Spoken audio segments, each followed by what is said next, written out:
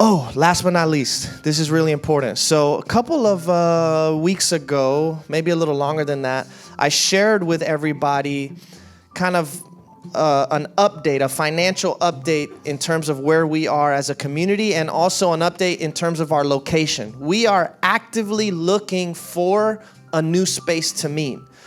And right now, we are going month to month in this current location where we are. So the landlord here wants us to double our rent. Post-COVID, we lessened our rent, and we can't really afford to give more at this time, but they want more, of course, like everybody else. And so that leaves us at a standstill where they're actively looking for a new tenant to come in, and we're actively looking for a new space. We don't know what the future holds in terms of a location. No idea. Just so that you get a picture, somebody who is a realtor friend was able to find, after hours of looking on the MLS, a warehouse in Sunrise that's like 3,000 square feet. I don't know how big this room is, but it's about 3,000 square feet, which is not that big. It's smaller than this whole thing, which we use. And just for that space, it was $5,600 a month. So it's a lot. You know, right now for this space, we pay $2,500, and that's getting us kicked out. So wherever we go, whether we are able to come up with double, you know, to meet that 5,000 mark so that we can remain here, whether we end up staying here or we end up going somewhere else, we need more just to have a space to gather. So I want to ask you to do what you can to contribute. We have about 4 people here at Heartway who are considered to be staff. I'm not even one of them. I have a full-time job. I work as a chaplain in hospice. For the first 5 years of our life as a church, I worked as a chaplain full-time for the Miami Rescue Mission. So that's my contribution, one of my contributions. But we have 4 people in our community that are technically staff, and they all allow us to get away with paying them way less than they actually deserve for the incredible work that they do. So it's crazy. They get cookie crumbs, but they love Heartway. So we, in order just to function, have to have a certain amount of money coming in a month. At least $10,000 to $12,000 is the goal. And right now, maybe we bring in like 7 to 8. So post-COVID, you know, that's been a part of the reality. So why am I saying all of this? Because whatever direction that we go, wherever we go, is going to take money. And if it's going to take money, it's going to take your commitment. So we are looking for as many people as possible to sign up for recurring giving. In order to meet that $5,000 a month quota, just for example, to go into that space that I mentioned in Sunrise, or even if we were to stay here, we would need 25 people to give $100 a month. I don't think that's too lofty of a goal. Or maybe you already give and you want to give $100 more a month. Let's do that. Also, we created a fund on heartwaychurch.com/give called Home for Heartway. And this is going to be like our building fund. So as you come across money that you have to give, if you want to give to that fund, we're just going to be stacking up until the day comes when we got to use that to do something.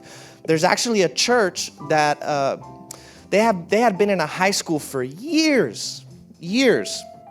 And just recently, they got the property. It's like a retail space. It's in a shopping center right next to my gym.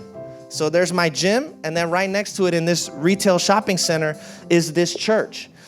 And in order for them to get in that space, I actually know somebody who works there because we used to work together at another church. In order to get in that space, they paid somewhere like over $300,000 just to build out the space. And then I think to keep it, they pay like $7,000 a month, and it's like 6,000 square feet. Now, the pastor is a lawyer in that church, and they've had a building fund for a long time. When my friend asked me about like our building fund. I was like, what do you mean? We don't have one. She's like, what? Are you crazy? I'm like, I mean, we don't have, like, I don't know what building you're talking about. Why am I going to get funds for a building that we don't have? She's like, just do a freaking building fund because the time is going to pass anyways. And so in 5 years from now, you may have a lot of money there that can allow this community to have options and do things. So that's why we're creating this, because, you know, even though there's so much uncertainty, which I'm going to be honest, like leading this community, having so much uncertainty in terms of like our location is uncomfortable. It's definitely uncomfortable because uncertainty is uncomfortable. But there's so much energy in this community. There's so much momentum. There's so much enthusiasm and passion that I've literally been relying on that just to keep going. And so I know, even though I don't know what the future holds, that God does, and it's going to be amazing for this community because the world needs more places like Heartway. I'm convinced of that. And I'm convinced that we're doing something that is radically unique and special, and we're filling a hole in this world. So give as much as you can. Sign up for recurring giving if you're able to. Let's see if we can get 25 people who can give $100 a month, or maybe you can just give above and beyond that. If you have a big gift to give for the Home for Heartway Fund, do it, and let's see what we do. I'll come back with updates as we get them, and please pray. Pray for wherever our next location is. Pray for whatever's next for Heartway. All I know is that this community is so much more than these four walls, and God's got something special lined up for us. So I thank you that you're on this journey with us and that you're supporting us in the way that you do. All right, I love you. I have a great message in store for you today. But before we do that, I want to ask you to stand, turn to someone you don't know, give them a high five, a hug, welcome them to Heartway. Hello. How is everyone? Good. How was your week? I got a fist pump. Ow! Nice. I love to hear it. I love to see it. You guys look beautiful. So, I want to talk to you about, everyone I'm here I'm sure knows about the law of attraction. A little bit, maybe? Okay, so I want to talk to you about that just a little bit, and then we're going to practice it. So a little bit of fun. All right, so law of attraction. Oh, okay, I gotcha. So what is it? How does it work? They say that you attract the things into your life that are currently in your life. It could be the good, it could be the bad. I mean, there's no right or wrong, right? So, but to you, whether it's positive, negative, however you rate it, we attract these things into our lives. But how do we do this? So now if we dive into science a little bit, scientifically speaking, we are at the atomic level, these atoms, right? Carbon, hydrogen, oxygen, nitrogen, these little atoms that are doing things at 1 billion milliseconds a minute, if that makes sense. And how is this all working together? How are we able to sit in this room together to function as in this human body without having to tell our body what to do? And then scientifically, we look at, the science and the literature, electricity. And so, for example, right now our hearts are pumping. We're not telling our hearts to pump, they're just doing it. The blood's running through our bodies. We're not telling that to happen, it's just doing it. My brain right now is telling me to talk to you and say these words. It's just doing it. Your ears are just listening, but you're not telling them to listen, it's just doing it. How? Electricity, right? And so, with that being said, at the atomic level, we are electric beings. And if we're electric beings, that means we radiate a frequency. And that frequency, the magnitude of that frequency is the amplitude. And so there are low-level frequencies, frequency emotions and states of being. And then there are high-level frequency emotions and states of being, just like thought. Thought It can either be a low level frequency or high level frequency. And so with that being said, we are able to emit a frequency, match that frequency to something on the outside of us that is on that wavelength, and then physically bring that into our lives because we are vibrating on that frequency, on that wavelength, right? So the frequency of fear, I believe it's like in the hundreds, 200s, we'll just say 200 hertz, right? Pretty low level frequency. Frequency of love is about 700 to 800 hertz, very high level frequency. And so you can fine tune your frequency just like you would change your radio dial. You can change the frequency of your electromagnetic being by changing your thoughts. Okay?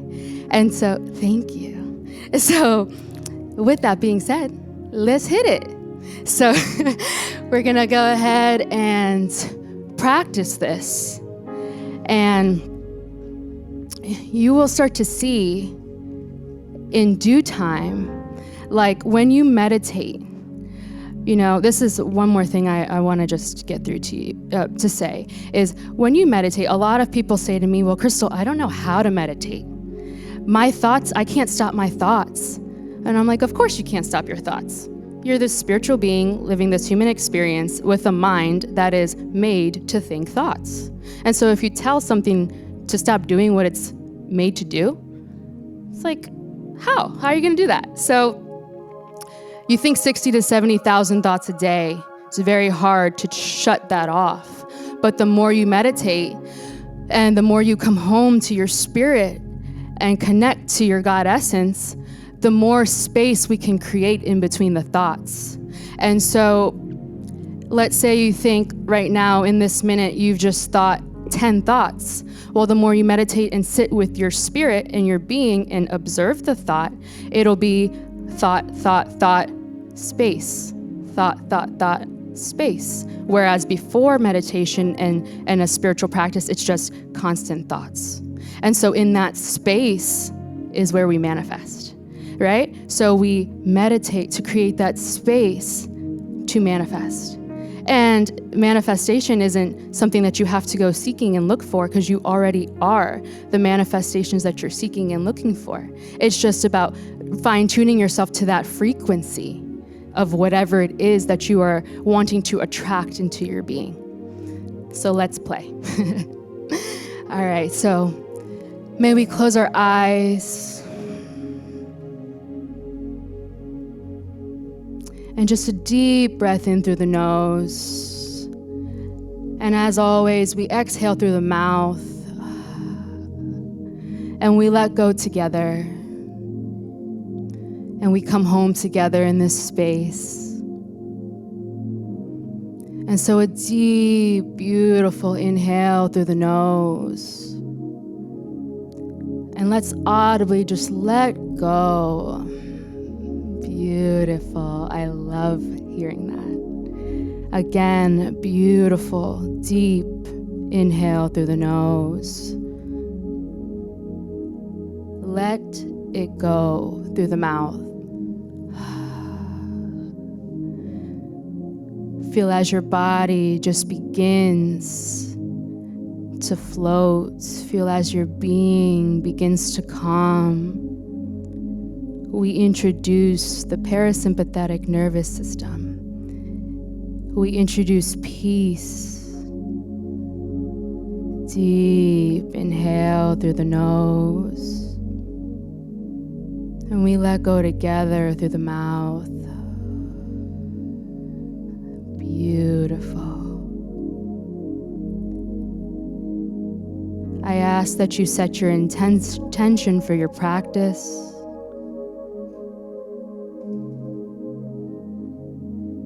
What is it that you're trying to attract into your life? Is it more peace? Is it happiness? Is it an answer? Is it more love? Is it a job, a career? Is it more financial success? Is it more health? Set the intention with the understanding that it already is. It is what it is.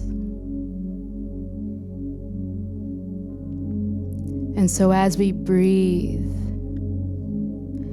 feel as a light enters through the top of your head and permeates your entire being. Feel this light. Give it a color. Allow it to open your heart, your mind, your body, your soul. Deep inhale through the nose.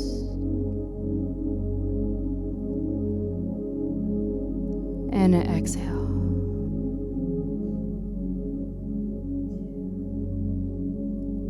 Bring this light to your forehead, your third eye.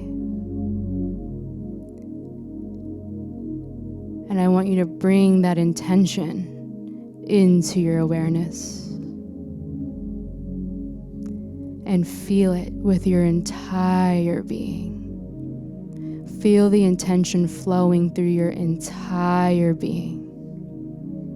The light is your intention. Your intention is the light.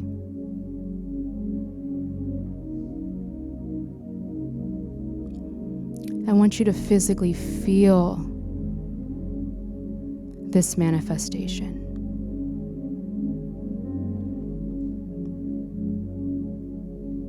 What is it going to feel like when it comes to fruition?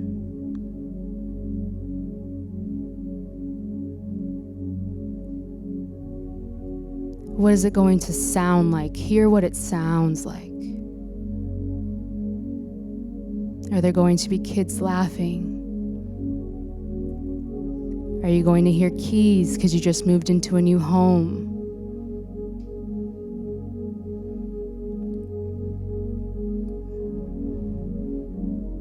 What is your body going to feel like? What emotions are going to surface? Is it going to feel like relief? Is it going to feel like an answered prayer? Feel it. Bring it into your heart and feel it. Breathe. Inhale. Deep inhale. Exhale.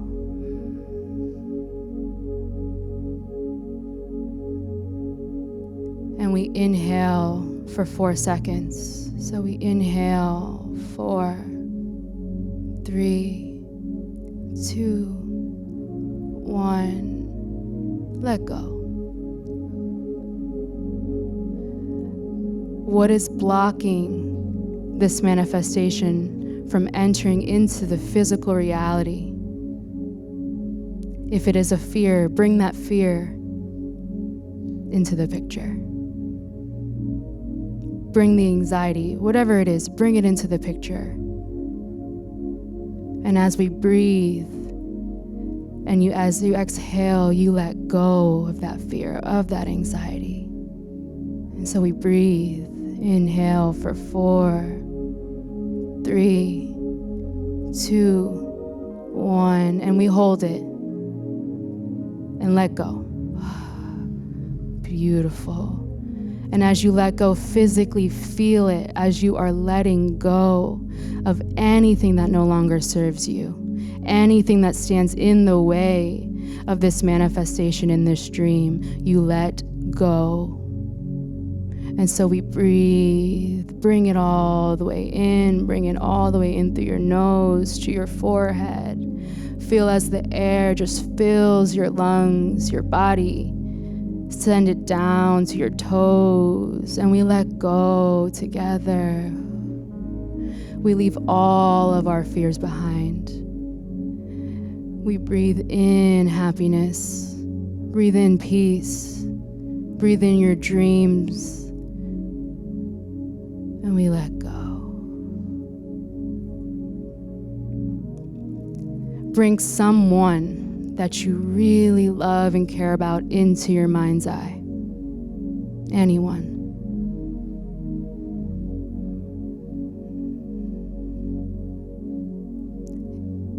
Feel what it feels like to be in this person's presence.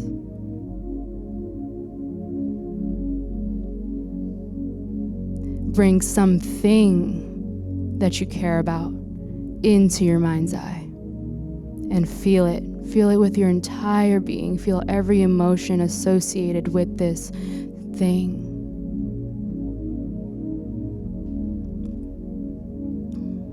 Bring the highest version of yourself into your mind's eye. What does she or he look like? How do they walk? How do they stand? How do they feel? What is their health like? And say thank you.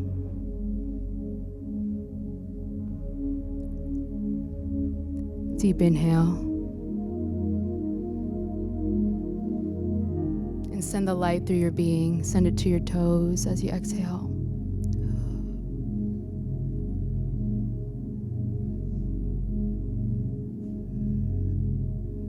And as we breathe together, we think about the world, those outside of us that are facing any hard times and traumas. We send them light. We send them love.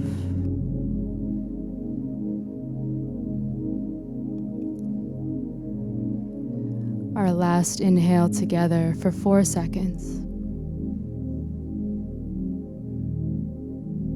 Hold it at the top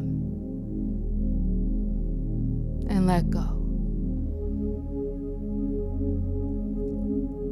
And so it is. When you are ready, you may open your eyes. Wiggle your fingers and your toes. I love you and thank you. Amen.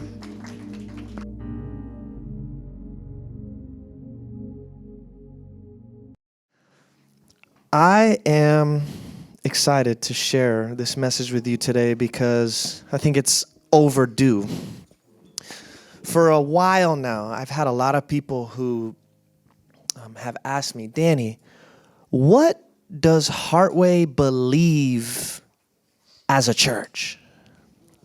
And that question is a little complicated. I have been very hesitant to just give an answer to it because the truth is you don't have to adhere to any sort of belief system in order to belong to this spiritual community. We value diversity. We value difference of opinion. We like to practice open-mindedness. But then the question becomes, how do you have a community where there are ideological differences? Because ideological differences create a lot of division, create a lot of tension, create a lot of problems. Sometimes people even get violent because of ideological differences. So this experiment called Heartway that we're doing is very rare. Very rare. Because for most folks, it's either my way or the highway. So if we value diversity, if we don't say that everyone has to believe X, Y, Z to be a part of this community, how do we build relationships and maintain relationships when we see things differently? Well, the way that we do that here at Heartway is by inviting people to acknowledge their subjectivity and speak from their own experience. A lot of us have this habit of speaking in absolutes. So we will make claims about God. We will make claims about humanity. We will make claims about life. And we will speak things as if what we are speaking is the absolute truth. This is it, and either you see it or you don't.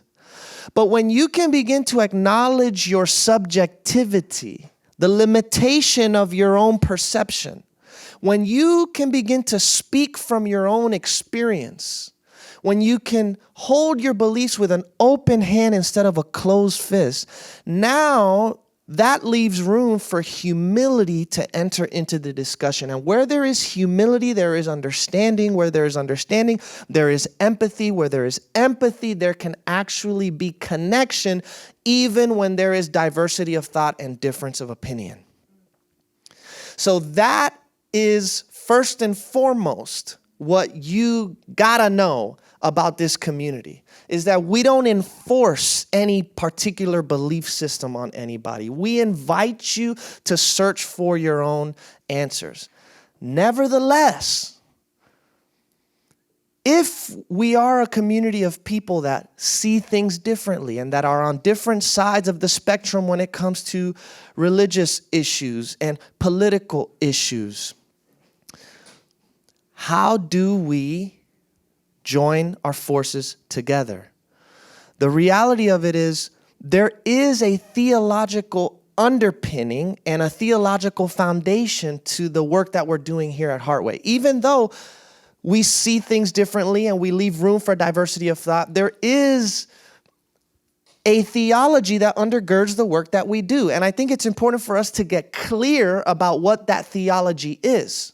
Now, when you get clear about who you are as an individual and when you get clear about who you are as a community, inevitably that's going to create some dissonance, some conflict, some tension.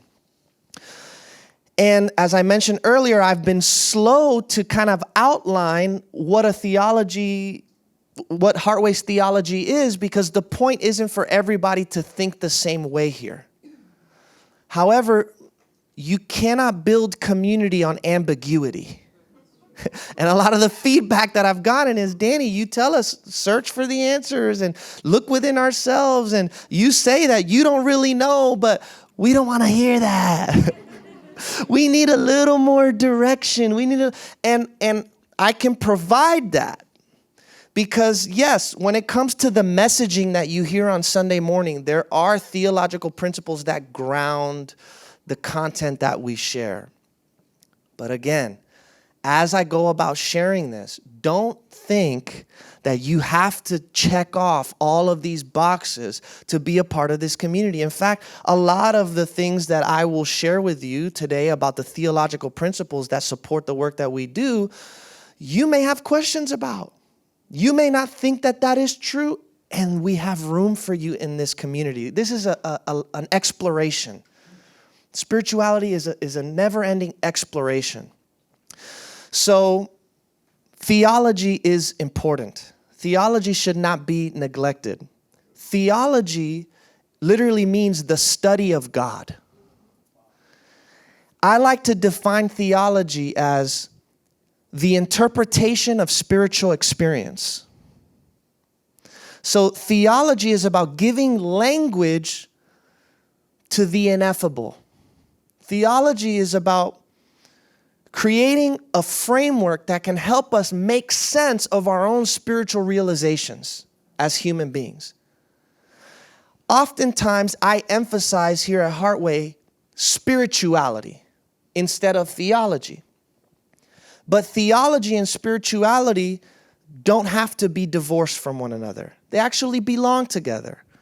Theology without spirituality is dead. It's lifeless. And spirituality without theology, I think it can be said, is unsustainable and unreproducible.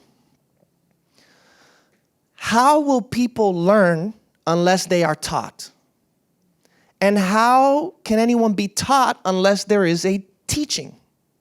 Right? So, spiritual teachings, theological teachings are created to point people towards the path. The path is spirituality. How we articulate and express the path is theology. So in one tradition, they use this example of a finger pointing to the moon. Spiritual teaching is like a finger pointing to the moon. If someone is with you outside on a beautiful night and there's stars out in the sky and it's a full moon, and they use their finger to point to the moon, the point isn't for you to look at the finger and examine it and study it and be like, wow, that finger is amazing and this is the only right finger. And no. The finger matters. Without the finger, you may not even be paying attention to the moon. But the finger is not what's most important. What's important is that you see the moon for yourself with your own eyes. Same is true when it comes to theology and all spiritual teachings. Another illustration that's often used is about a man who was in the wilderness and he came across this great expanse of water. Where he was really dangerous, so he wanted to get to the other side. So he started to look for all the materials that he could to build a raft. And then he got on the raft, went across, and made it to the other side. Well, what do you think happened to the raft when he got to the other side? He didn't need it anymore. So he left the raft behind.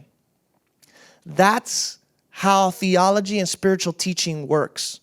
The point of it is to get you somewhere, to get you to that experience of God within yourself, to get you to a place of rest within your soul, to get you to that experience of inner equanimity, tranquility, peace within yourself. Once you get there, you don't have to keep carrying around the raft. And you also don't have to tell everybody, hey, this is the only raft that can get you here. So theology is pointing us towards the path. Spirituality is the path. Theology is how we articulate and express how we experience it. So I want to share with you all today the raft that we offer to people here at Heartway to help get them to that experience of God realization. And I hope that as I share these principles with you, you can have a better understanding of why we do the things we do and what it is exactly that we are trying to teach and share with the world. You know that I just realized when you gave me a hug now I just realized that it's you. And I didn't realize when you gave me a hug earlier. Hi! Are you shy? Okay, come. Can you introduce yourself and just, please, because this is just awesome. This is just awesome. I'm Kaylin. Okay, how did you hear about Heartway? Why are you here? What's going on? I've been watching Heartway for years. I think we How met. many years? Since its inception. Yes. Yeah, we met at a Rob Bell event one time a long time ago. Which I don't remember. Yeah. And then like Facebook, we've just kept in touch, and she's always writing me messages. But where do you live? I live in Panama City currently. So cool. So we got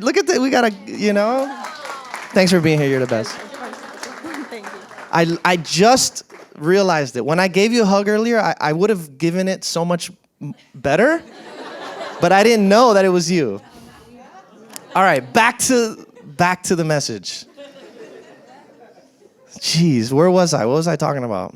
Oh, okay, then I'm going to share with you these principles. Yeah, the raft and the principles and the raft. All right, guys.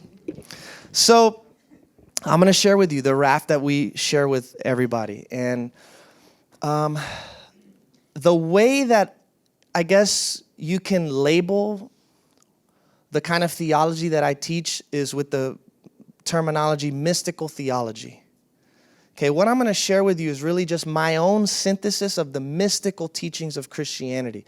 Mysticism is simply a form of spirituality that emphasizes God as mystery. And so because God is beyond all concepts that we could ever conceive about God, because God is beyond all speech and language and all things that we could ever say about God, the way that we come to experience God for ourselves is by also going beyond concepts, beyond language, beyond speech, into the direct experience of God through stillness and love. That is essentially what mysticism is all about. And there's one German mystic by the name of Meister Eckhart who said, theologians of the world may quarrel, but the mystics of the world all speak the same language.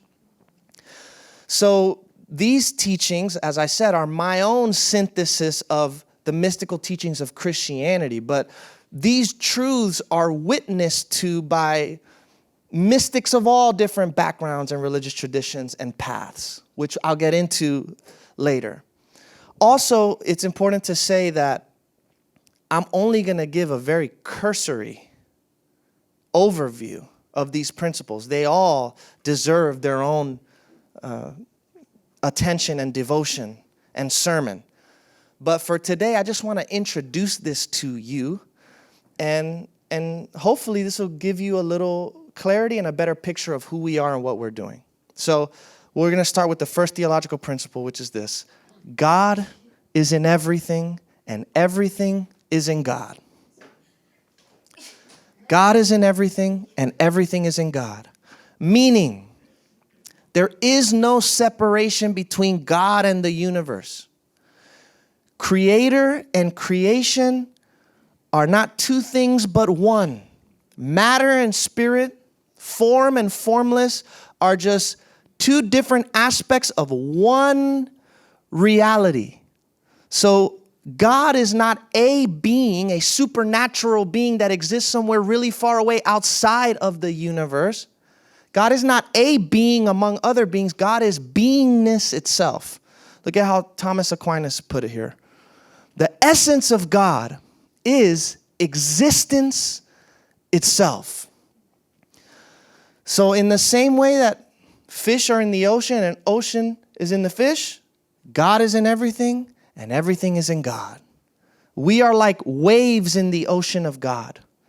A wave is not separate from the ocean, but it's there for a little while and then it goes back to its source. In the same way, we are here for some time and then we subside back into our source. We are waves in the ocean of God. There is no separation between God and humanity. There is a fundamental unity. And this is the complete opposite of what a lot of us grow up with in Christianity. Because the message typically of Christianity is, no, there's a huge separation between God and humanity. God doesn't even want to look at you because you're so sinful and dirty.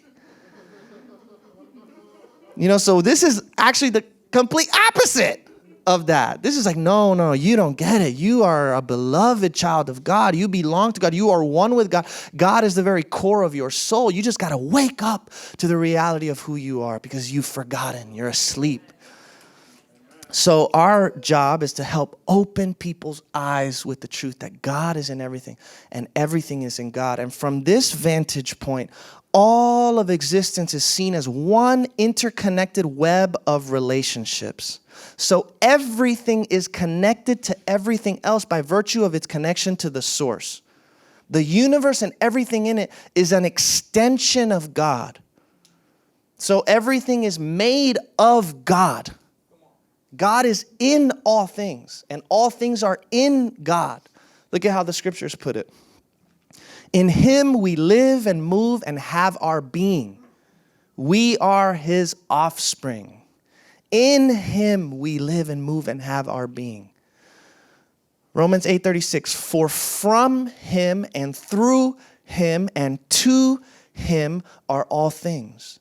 Ephesians 4:6, there is one God who is Father of all, over all, through all, and within all. What's beautiful about attaining this realization, because again, these are not just concepts that I'm trying to share with you. If it remains a concept, it's nothing, it's empty. This has to be something that you come to see for yourself, right?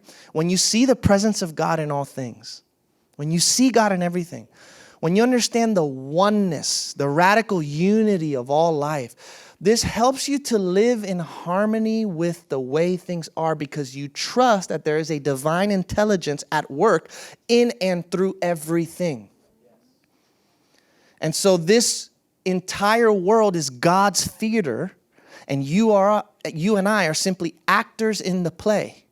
And the script that he has written is perfect. It is so good beyond your wildest imagination. And even though there's a whole lot of plot twists, okay, and even though there's a whole lot of character development that's going on, and sometimes we don't get it, and sometimes we don't understand it, your story has been written, and the one who has written the story is the all-wise, the infinitely intelligent.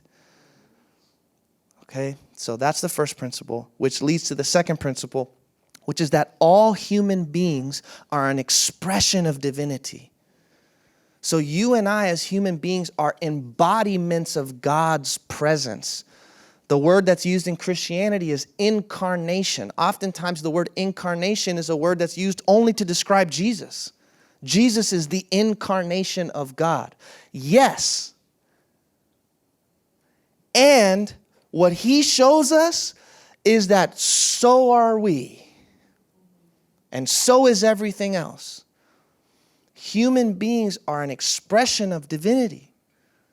We carry God's life within us. We are the life of God being expressed in unique form. So the phrase that's used in the book of Genesis is image of God. Human beings are created in the image of God, which means what? We are all reflections of God. Every human being reflects a unique aspect of God.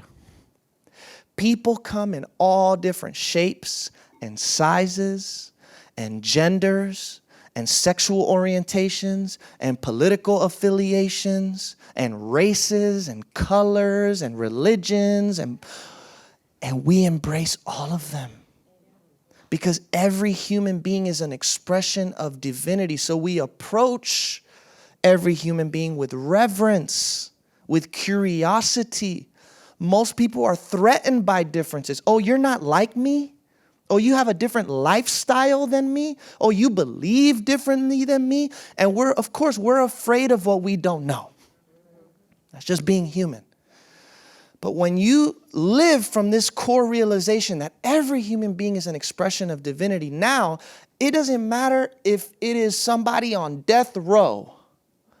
You see a human being full of worth, full of dignity,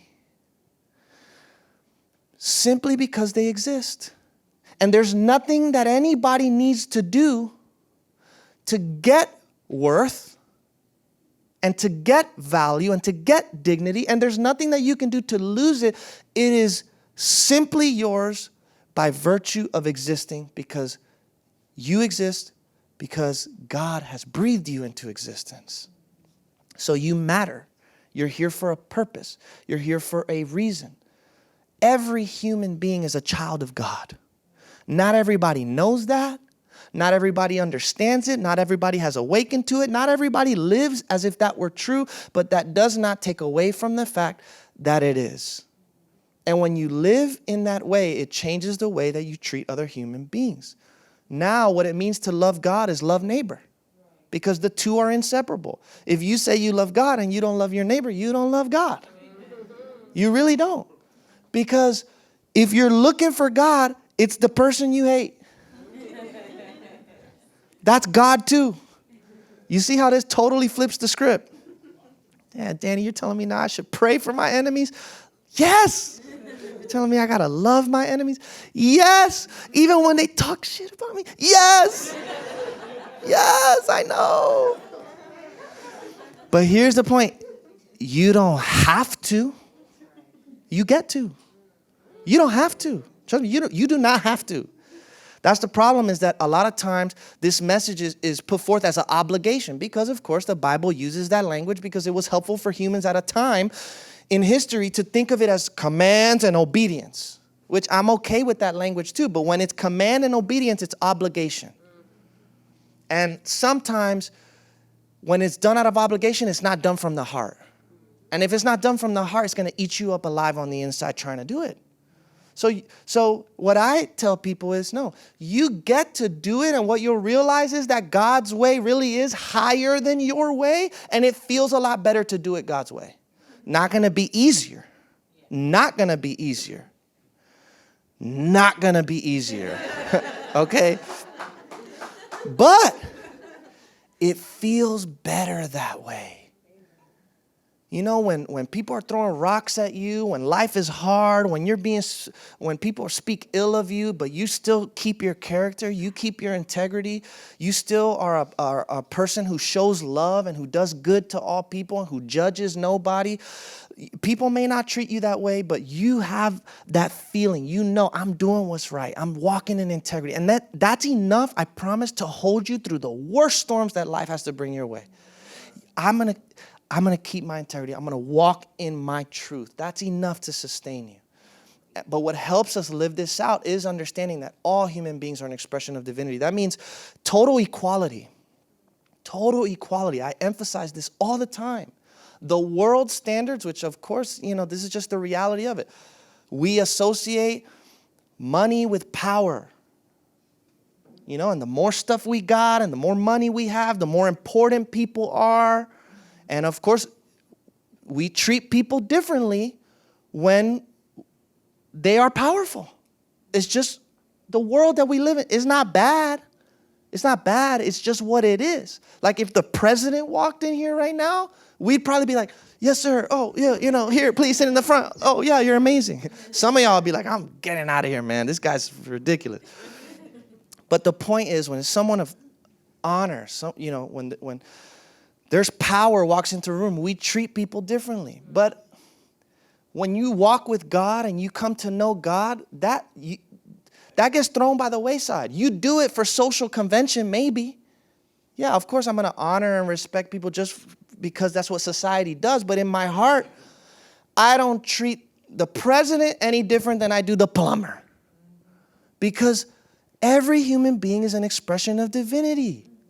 And you know what was funny, what I was thinking about the other day? Because you know how the news always talks about the great resignation, right? And people not working anymore. And nobody wants to do the menial jobs and work in all these places. And I was thinking to myself, man, everybody just wants to be big time social media entrepreneur and just not work a 9 to 5. And I just want to make money my own way, do all that. It's incredible that we live in a time where that's actually possible. But I think at some point, society may realize, like, man, we really have undervalued the little guy or the people who are doing just the regular work that nobody wants to do. Like the scriptures say, one part of the body can't say to the other part of the body, I don't need you. The person that you may think is the most insignificant or doing the most menial of tasks matters immensely for the whole thing to operate smoothly. And so this is a vision that is all-inclusive, all-inclusive. Everybody matters. Everybody is equal. Everyone has a place. Everyone belongs. Every human being, child of God. Everyone an expression of divinity. Which leads to the next one. Our mind creates our reality. Everything that you experience in your mind. All of your memories, all of your traumas, all of your anxieties, all of your fears, all of your worries occur in the mind. Our life is created by our mind. Our mind is the filter through which we see and perceive reality. And a lot of us have filters that are very distorted by our judgments and our assumptions.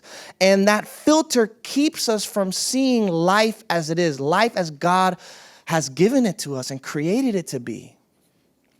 There's a story in the Indian tradition about a man who was walking in the desert. And as he was walking along the path, he sees a snake. And he jumps back in fear because it's a big snake. But after a while, he notices that snake is not moving. So when he builds up a little courage, he gets a little closer and he realizes that the snake is just a rope. Now, how often Okay, y'all already know where I'm going with this. How often have we jumped back in fear or gone into panic mode and started worrying and started freaking out about a snake that's just a rope? But later on, we come to realize, oh yeah, it was just a rope. But at that time, our initial reaction, because of how we perceived something from our limited vantage point, created fear in us.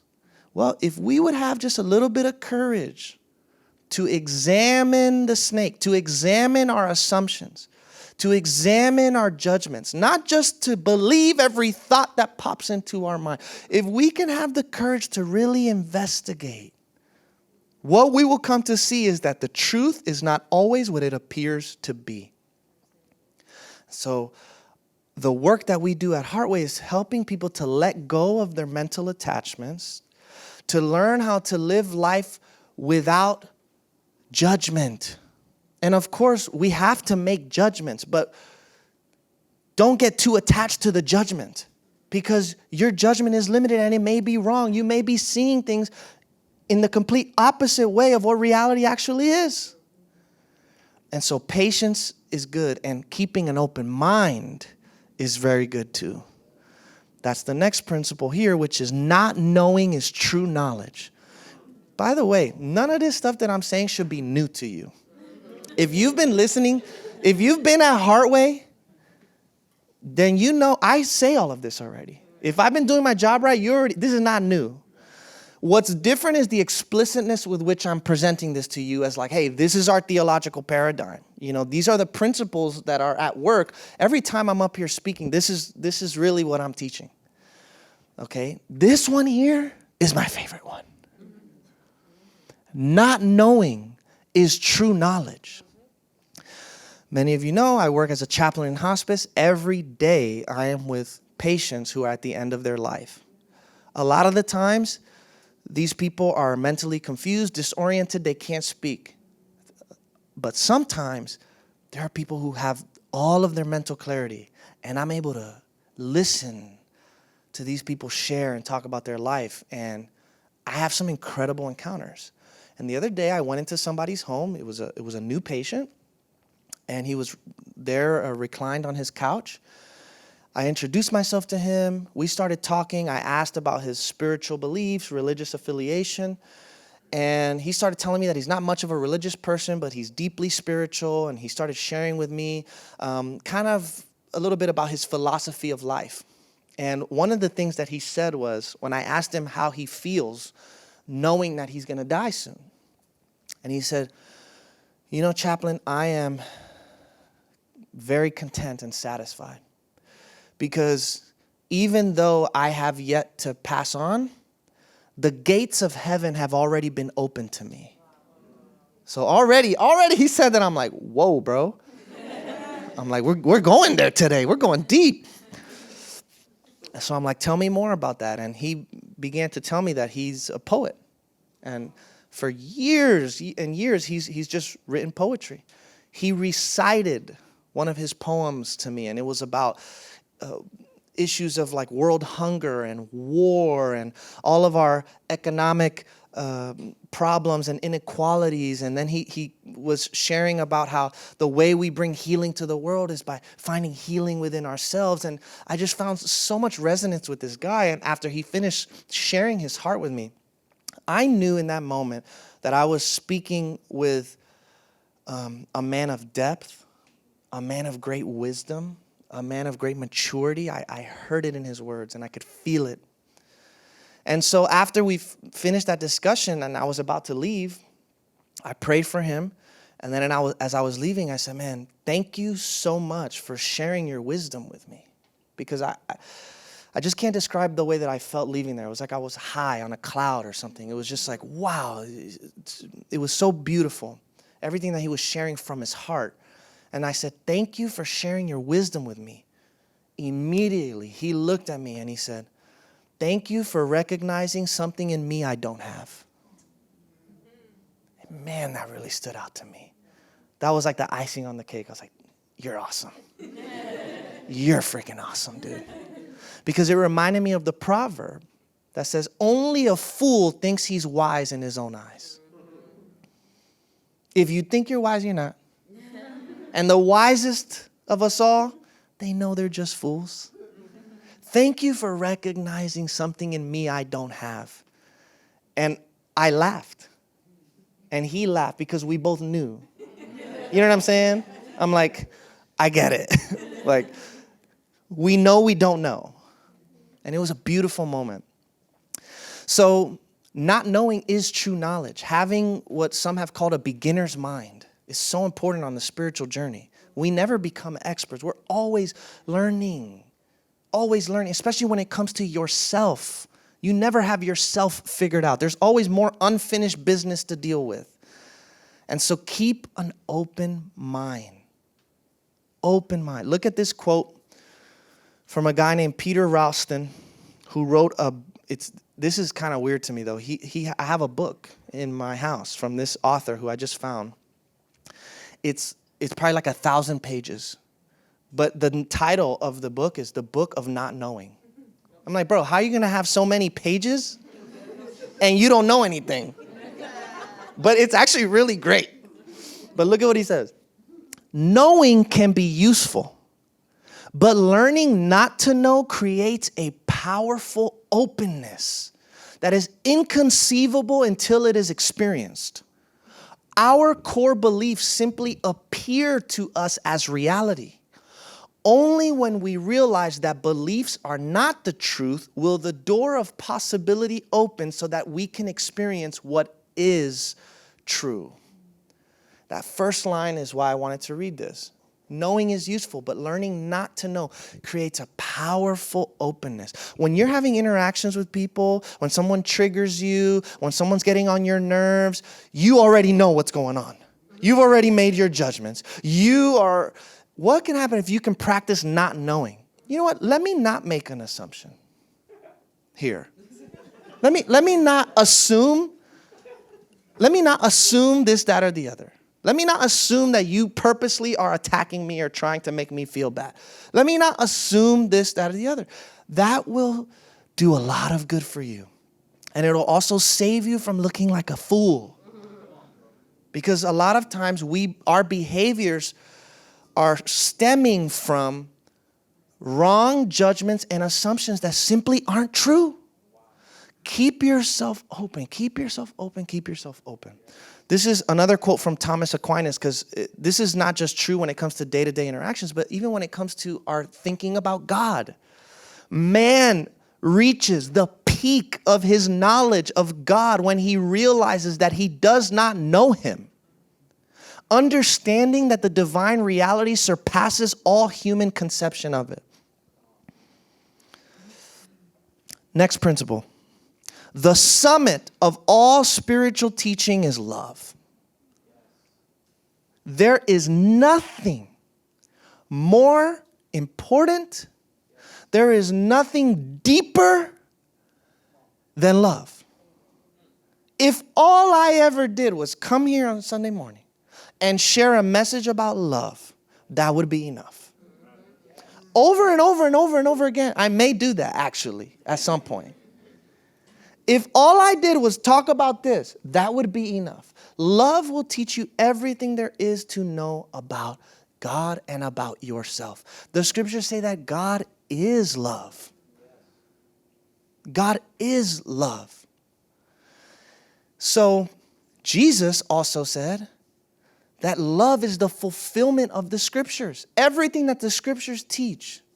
If we had to sum it up and boil it down to one core truth, it would be the truth of love. That love is what will set you free. Love is who you are, and love is who God is. That's it. You can have all the knowledge in the world.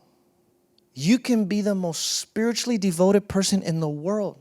You can know all about the chakras. You can have sound bowls. You can go to yoga every day. You can read your Bible every day and not know God. Because if you have love, you have nothing. Literally nothing. This is why, the greatest teaching, that any teacher of spirituality can give is actually their own life. You know, because again, these are all just words that I share with you. My life may not match the words, but what I say is, it's not hard for me to live up to the message that I preach, because the message that I preach is just be yourself. And love starts with you too. So when you find yourself being unloving towards another person, you have a great opportunity to show love to yourself in that moment.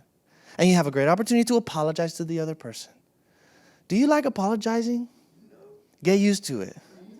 Because that's something, you know, guess what? For me, it's like, I wish every human being in my life that I had a relationship with could know that my intention is pure.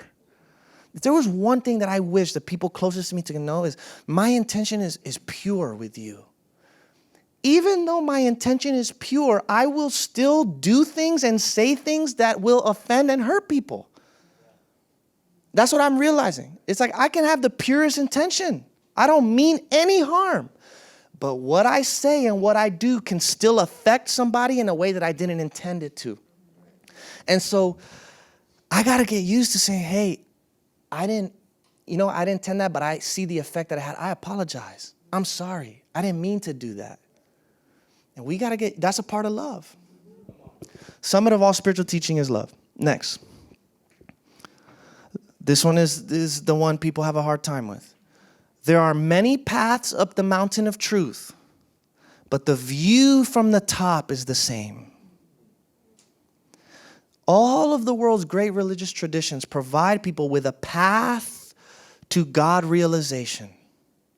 But God cannot be contained by any one of them. So I like to speak of religion having both an external form and an internal core. The external form of religion is where all the disagreement happens. The external form of religion is the scriptures, our stories, our symbols, our rituals, our doctrines, our dogmas. This is the level where all of the world's religious traditions clash, because there's a lot of differences and disagreements, and we cling to the external forms. But the internal core, if you go deep enough any path, the internal core of all religion is the experience of God, the experience of love. And that is what all paths have in common. Look at this quote from a man named David Stendhal Rast.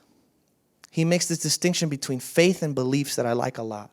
He says, what people call different faiths are merely different belief systems, different expressions of the one universal attitude of existential faith. Faith is far more than the sum total of beliefs. Beliefs are merely pointers. Faith is profound trust in the actuality to which beliefs point. There are many beliefs, but there is ultimately only one faith, faith in God. Beliefs are only windows through which we see the one actuality with which faith is concerned, God. By belief, one gives one's intellectual assent. By faith, one gives one's heart in total trust. And so what all of those belief systems are pointing to is this existential experience of total trust. I like to say absolute dependence on God. Next one. And we're almost there. One more after this. This one's big. Big theological principle that grounds our work. Truth is not understood unless it is lived. Okay, the scriptures say faith without action is dead. So the point is to not know, the point isn't to know all these things intellectually, but experientially. It has to become real to you. It has to come alive in you. So what we are teaching here isn't so much this belief system. We're teaching a way of life. We are teaching a way of being in the world that is rooted in love, compassion, non-judgment, stillness, and peace. That's what we're about from top to bottom. Truth is not understood unless it is lived. And then last but not least, at Heartway, Jesus is our central reference point and model for spiritual living. And this language is very intentional, Because within Christianity, even though a lot of us are not exposed to this, because I did school for so long and I was in the world of academic theology, I was exposed to a lot of different viewpoints that people have who call themselves Christian. And in seminary school, they taught us a form of theology called Christology, right? The study of Christ's identity, Christology. And there are some people who have a high Christology. So people with a high Christology see Jesus as God. Then there's a low Christology. People who have a low Christology, but who are Christians, but they have a low Christology, doesn't mean better or worse. High just implies like transcendent. Low implies like earthy. People with a low Christology primarily see Jesus as a human, a mystic, a wisdom teacher, a healer, a miracle worker, a social revolutionary. And they approach Jesus and the Bible and the Gospels from a human standpoint. My point is, people have different ideas about who Jesus is. Jesus didn't even really go around telling people, hey, this is who I am, believe me. His disciples actually were like, hey, this person says you're the second coming of Elijah the prophet. This guy over here says you're someone else. Who are you? And Jesus just said to them, well, who do you say I am? He put it back on them and their own experience. You've walked with me. You've talked with me. You've heard me. Who do you say I am? At Heartway, I want to invite people into that kind of exploration. I don't want to tell you who Jesus is. You don't have to believe anything about Jesus. Who do you say I am? The point is for you to have an experience and an encounter with Jesus for yourself. And from there, you can decide. But you don't have to believe anything particularly about Jesus to be a part of this community. However, Jesus' teachings is our central reference point, and Jesus' life is our model for spiritual living. And what brings us together here is our common passion for Jesus. We got yogis in here who love Jesus. We got evangelical Christians in here who love Jesus. We got progressive people in here who love Jesus. I've had Jewish people come in here who love Jesus. We have people here who don't even have a religion, and they like Jesus. So, more than getting you to believe something about Jesus, what I want is for us to really develop the same mind that he had, to see the world in the same way that Christ saw the world. Because when we do that, that's when we bring heaven to earth. And that's what we're doing. So I hope this helps bring a little more clarity and a little more understanding about who we are as a community. And guess what? This is all subject to change. Sorry. I love you guys. This is awesome. You're the best. I'm going to do a little prayer and then we're out. God, thank you so much for bringing us together. This is such a unique and special community. We're grateful to have each other. We're grateful to be on this journey of exploration. Lead us, guide us, direct us on our path. Help us to live this truth that we speak. May we see your presence in all things. May we understand that we are an expression of your very own life. May we see every human being as your children. May we come to the humility of not knowing. May we keep our minds open. May we live in love. May we trust that our path works for us, but there are paths that work for others too that look very different than ours. May we practice patience and tolerance and acceptance. And may Jesus be our North Star. Amen. All right, everybody. Love you. Take it easy. Have a great week.